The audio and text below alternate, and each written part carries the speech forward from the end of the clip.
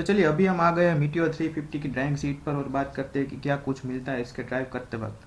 तो जब आपको इसको सेल्फ स्टार्ट करोगे और ड्राइव करना स्टार्ट करोगे तो डेफिनेटली आपको थंडरबर्ड का एक मैच्योर एडिशन लगने वाला है। जब भी आप गाड़ी को स्टार्ट करते हो तो कोई भी तरह का कोई भी वाइब्रेशन आपको फील नहीं होगा, वो चाहे हैंडल बार की आप बात करो, फुट रेस्ट की बात करो, और आपको कहाँ पे भी कोई भी तरह का वाइब्रेशन फील नहीं होगा, क्योंकि जो इंजन है वो कम्प्लीटली नया है, टोटली रिफाइन कर दिया गया है। तो आप रॉयल इनफील्ड की जो वो फीलिंग थी ना कि इंजन का वाइब्रेशन मिलता है, एक जो रॉ फीलिंग थी वो यहाँ पे आपको नहीं दी गई है। नॉर्मल बाइक आप जो चलाते हो ऐसा ही आपको यहाँ पे कुछ महसूस होगा। उसके बाद हम इनिशियल पिकअप की बात करें तो आप इसको डेफिनेटली फर्स्ट गियर में विदाउट एक्सीलरेशन उठा सकते हो। तो इंजन का मतलब लो एंड टॉर्क है वो बहुत ही ज़्यादा अच्छा है, तो वहाँ पे भी आपको कोई भी कमी महसूस नहीं होने वाली है। हमने ऑलरेडी देख लिया है कि आपको यहाँ पे कोई भी टेकोमीटर नहीं मिलता है, तो वो एक आपको परेशानी रहने वाली है कि आपको एग्जैक्ट आइडिया नहीं आएगा कि अभी आरपीएम वो कहाँ तक जा रहा है, तो वो एक कमी महसूस होगी। बाकी आपको स्पीडोमीटर और ट्रिप मीटर और वो सब कुछ मिलता है, तो वहाँ पे आपको कोई भी परेशानी की कोई भी बात नहीं है। अब बात कर लेते हैं कि ये प्रोडक्ट जो है वो नया है तो क्या कुछ बदलाव यहाँ पे हमको मिलते हैं। तो हम अगर इसकी चेसिस की बात करें तो यहाँ पे जो इसकी फ्रेम है वो कंप्लीट नई दी गई है। अब आपको इसमें ट्विन ट्यूब स्पाइन फ्रेम मिलने लगी है। रॉयल एनफील्ड की अब तक की जो भी गाड़ियाँ आती थी उनमें आपको एक सिंगल डाउन ट्यूब फ्रेम मिलती थी, तो प्लेटफॉर्म यहाँ पे कम्प्लीटली नया है। उसके बाद हम अगर व्हील बेस की बात करें तो वो भी थंडरबर्ड से थोड़ा ज़्यादा हो गया है, मतलब अराउंड 50 mm व्हील बेस भी बढ़ गया है। टायर साइज़ की बात करें तो टायर भी मतलब सेक्शन वाइज भी चौड़े हुए हैं और टायर की हाइट है वो भी ज़्यादा हो गई है, तो यहाँ पे आपको थंडरबर्ड के कंपैरिजन में बड़े टायर मिलते हैं।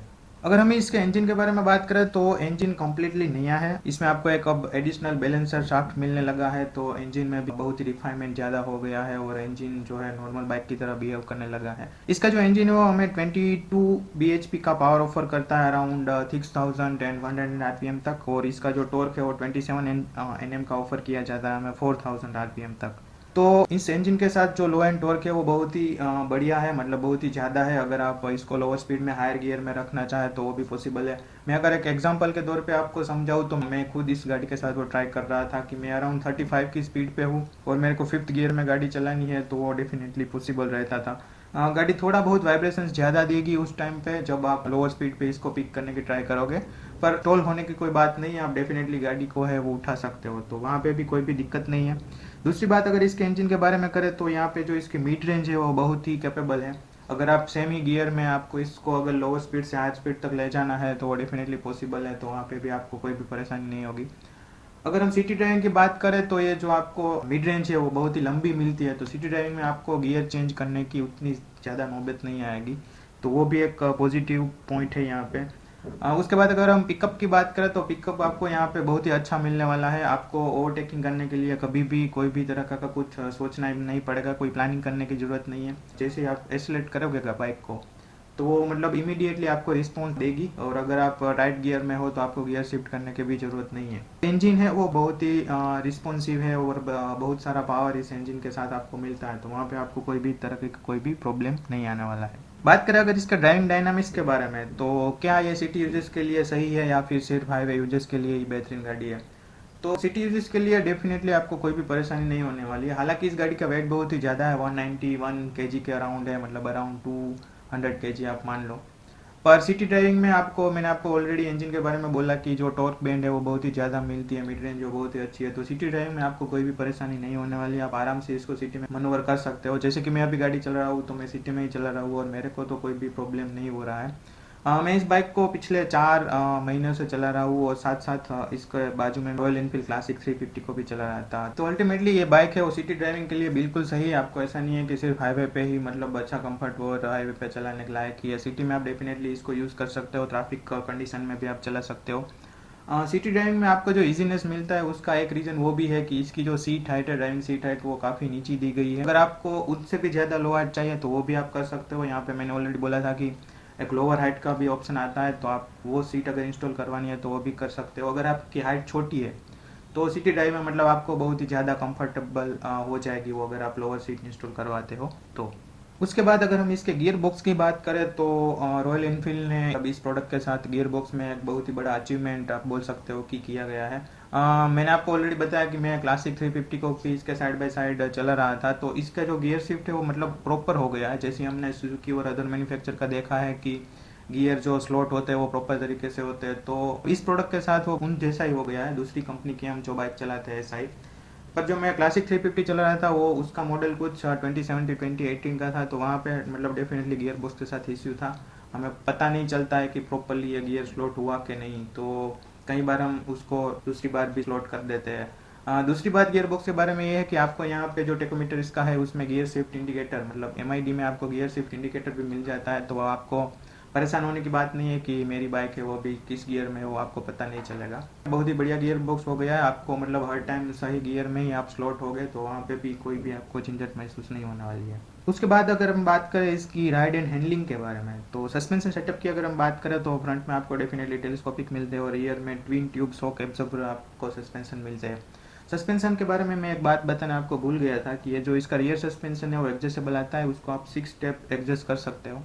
तो वो एक मतलब बेनिफिशियल हो जाएगा आपके लिए, अगर आपको हाईवे पे कुछ अलग टाइप का सेटअप चाहिए तो वो भी आप चेंज कर सकते हो। बाकी सस्पेंशन आपको एक क्रूजर बाइक की तरह ही दिया गया है। आप स्लोअर स्पीड पे अगर ज़्यादा एंडुलेंसन आते हैं तो आपको डेफिनेटली वो फील हो गए। हालांकि वो ड्राइवर सीट पे थोड़ा ज़्यादा फील होता है, पर पिलियन सीट की अगर आप बात करो तो वहाँ पे उतने ज़्यादा वो एंडुलेंस महसूस नहीं होगा जितना ड्राइवर सीट पे होगा। दूसरी बात, अगर आप हाई स्पीड पे जा रहे हो और छोटे मोटे गड्ढे आते हैं, एम्बुलेंस आते हैं, तो वहाँ पे कोई भी आपको दिक्कत नहीं होने वाली है। तो हाईवे पर जब आप क्रूज कर रहे हो 80 की स्पीड पे या 100 की स्पीड पे, तो आपको इसका जो सस्पेंशन है वो बहुत ही बढ़िया मतलब आपको कंफर्ट ऑफर करने वाला है। पर सेम चीज़ अगर लोअर स्पीड की बात करो तो वहाँ पे डेफिनेटली थोड़े बहुत गड्ढे महसूस हो जाएंगे। तो मतलब ठीक है, सस्पेंशन थोड़ा स्टीफर भी इन लोगों को रखना होगा क्योंकि ये क्रूजर बाइक है, आपको डेफिनेटली हर टाइम इसको एक स्पीड पे ड्राइव करने की कोशिश करने वाले हो। तो सस्पेंशन सेटअप मतलब लाजवाब है, बहुत ही बढ़िया है, जैसा होना चाहिए क्रूज़र बाइक में वैसा ही मिलता है। तो सस्पेंशन और कंफर्ट के बारे में भी आपको कोई भी शिकायत यहाँ पे महसूस नहीं होने वाली है। ये पर्टिकुलर बाइक क्रूज़र बाइक है, तो अगर हम इसकी क्रूजिंग कैपेसिटी के बारे में बात करें तो थंडरबर्ड के साथ ऐसा था कि आप अगर उसको 70 to 80 तक ले जा रहे हो तो वहाँ पे वो मतलब इंजन है वो ज़्यादा वाइब्रेशन स्टार्ट कर देता था। और आप अगर इसकी थंडरबर्ड की क्रूजिंग कैपेसिटी की बात करो तो वो अराउंड 18 के आसपास थी। पर इस नए प्रोडक्ट मीटियोर 350 के साथ इसकी जो क्रूजिंग कैपेसिटी है वो डेफिनेटली इंक्रीज हो गई है। आप इसको नॉर्मली 80 to 100 क्रूज करना चाहो तो डेफिनेटली कर सकते हो। 100 के ऊपर जाओगे तो भी मतलब क्रूज इजीली होगा, इंजन पे उतना ट्रेस आपको दिखेगा नहीं। पर वहाँ पे प्रॉब्लम वही होगा कि इंजन है वो थोड़ा बहुत ज़्यादा वाइब्रेशन स्टार्ट कर देगा। मतलब 80 तक इसमें कोई भी वाइब्रेशन महसूस नहीं होता है, पर 18 के बाद आप जाओगे तो थोड़े माइनर से वाइब्रेशन आपको ज़्यादा फील होने लगेंगे।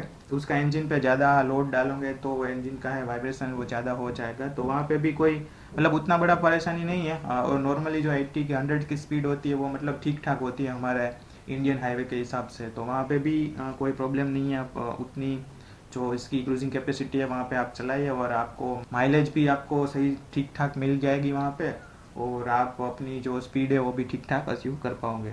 अगर हम इसके ब्रेकिंग परफॉर्मेंस के बारे में बात करें तो यहाँ पे ब्रेकिंग में आपको ड्यूल चैनल ABS दी गई है। अब ये जो 350 सीसी का इंजन है तो उसके हिसाब से आपको जो ABS की बाइट है वो ज़्यादा मिलती है, और मेरे ख्याल से वो होना भी चाहिए क्योंकि आप ऑलवेज इसको जब हाई स्पीड पे क्रूज करोगे तो सडन ब्रेकिंग के केस में आपको एक अच्छी खासी बाइट चाहिए होती है। तो यहाँ पे सेम कंसेप्ट मिलता है आपको। ABS की सेंसिटिविटी है वो मतलब ज़्यादा है और अच्छी खासी बाइट आपको देता है, तो आपको स्टॉपिंग डिस्टेंस में कोई भी तरह की कोई भी प्रॉब्लम नहीं होने वाला है। अब जब चाहो तब आप इस गाड़ी को जहाँ चाहो उतने डिस्टेंस पे आप डेफिनेटली खड़ी कर सकते हो। ब्रेकिंग के रिलेटेड कोई भी इश्यू आपको महसूस यहाँ पे नहीं होने वाला है। ब्रेकिंग में जो एक इम्प्रूवमेंट होता है वो इसके टायर में भी जाता है। मतलब इसका टायर है वो अच्छे खासे चौड़े दिए गए हैं, मतलब टायर सेक्शन की बात करें तो वो अच्छा खासा है, तो वहाँ पे भी ब्रेकिंग एफिशिएंसी थोड़ी ज़्यादा अच्छी हो गई है। बाकी अगर आप बात करो कि लॉन्ग जर्नी इस पे हाईवे पर अगर हमें लंबी जर्नी करनी है तो कैसा है, तो डेफिनेटली वहाँ पे कोई भी शिकायत नहीं है। डेफिनेटली एक क्रूजर बाइक है तो हाईवे में जो लॉन्ग जर्नी करने वाले हो उसके हिसाब से ही बनी होती है। तो 2 पैसेंजर आप इजीली मतलब लॉन्ग जर्नी इस पे कर सकते हो, कोई भी वहाँ पे भी प्रॉब्लम आपको मिलने वाला नहीं है। लॉन्ग जर्नी के बारे में ड्राइवर सीट है उसके मुकाबले मेरे को पैसेंजर सीट में कंफर्ट इसमें ज़्यादा महसूस होता है। तो जो पिलियन होगा तो उसको मतलब यहाँ पे ज़्यादा कंफर्ट मिलने वाला है कंपेयर टू द ड्राइवर। मेरा मतलब ऐसा नहीं है कि ड्राइवर को ख़राब कंफर्ट मिलता है, ड्राइवर को भी ठीक ठाक कंफर्ट मिलता है। और मतलब मैं जस्ट ऐसा बोल रहा हूँ कि पिलियन को थोड़ा ज़्यादा कंफर्ट मिलता है, और उसका एक श्रेय है वो आई थिंक पिलियन को जो बैकरेस्ट मिलता है उस पर भी जाता है। तो पिलियन आराम से बैठ सकता है तो उसकी वजह से वहाँ पे शायद कंफर्ट ज़्यादा होता है। एट द एंड अगर हम इसकी फ्यूल एफिशिएंसी की बात करें तो फ्यूल एफिशिएंसी में कुछ ऐसा है कि अगर आप इसको सिटी ड्राइव करते हो नॉर्मल ट्रैफिक में चलाते हो तो आपको डेफिनेटली 35 के आसपास दे देगा। वहाँ पे कोई भी परेशानी नहीं होगी। अगर आप ज़्यादा ट्रैफिक कंडीशन के साथ चलाते हो, मेट्रो सिटी में चलाते हो, तो फ्यूल एफिशिएंसी सिटी यूजेस में शायद ड्रॉप होके 32-33 के आसपास भी आ सकती है।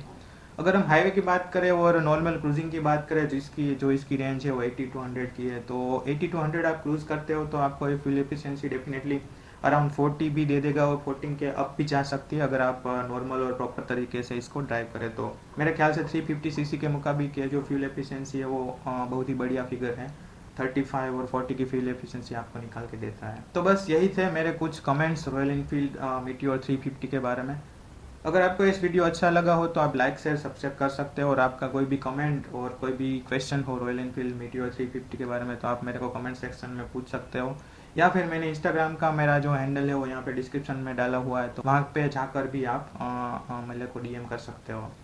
तो बस इस वीडियो में तो बस इतना ही। तब तक के लिए सेफ ड्राइव करें, सुरक्षित रहें। धन्यवाद।